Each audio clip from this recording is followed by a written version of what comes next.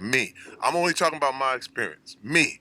I ain't talking about nobody else's experience, but my experience growing up in Flint, Michigan, uh, where I came up, and I literally graduated in class of '86. The whole auto industry was dying. The crack epidemic was at an all-time high. Flint, Michigan led the nation per capita in murder for almost 12, 13 years straight. I had friends dead in jail.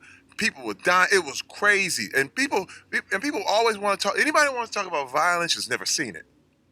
I'm trying to tell you, when you talk about violence for real and you see it, it's like it's one of the scariest, most crazy things you've ever seen in your life. And people want to, yeah, smoke and fight this. And man, when you see somebody get smoked, when you really understand the ramifications of like this kind of thing, man, I beat up my own father. I beat my father's ass as a grown man because he was a drunk. I went through my whole life him beating up my mother. Listen, my earliest memory was him hitting my mother in the face as hard as he could. That's my earliest memory. And that told me, oh, damn, it's his world. Okay? And he ruled through intimidation. He ruled through physical force. And we were scared of him, man. My whole life, I was scared of my father. I peed in the bed. I was 14 years old.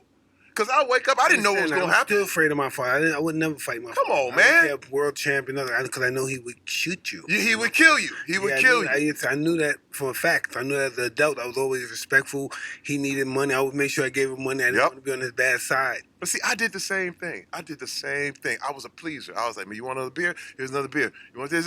No. Yes, sir. Yes, sir. But pull your pants up. My pants up, sir. No. But this is the thing. I became a grown man.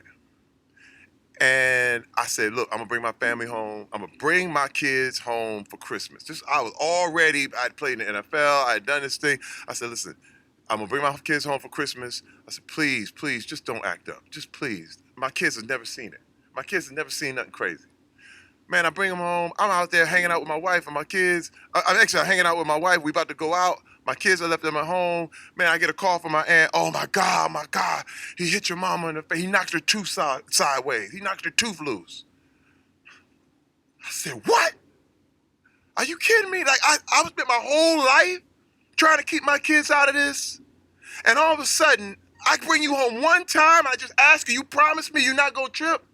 And he just did that to show me he could do whatever he wanted to do. I said, take the kids to the aunt's house.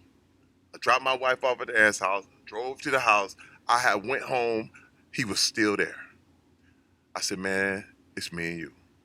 And I beat his ass for hours. Now, Mike, let me tell you something. What blew me away, though, I thought I would feel some satisfaction from that.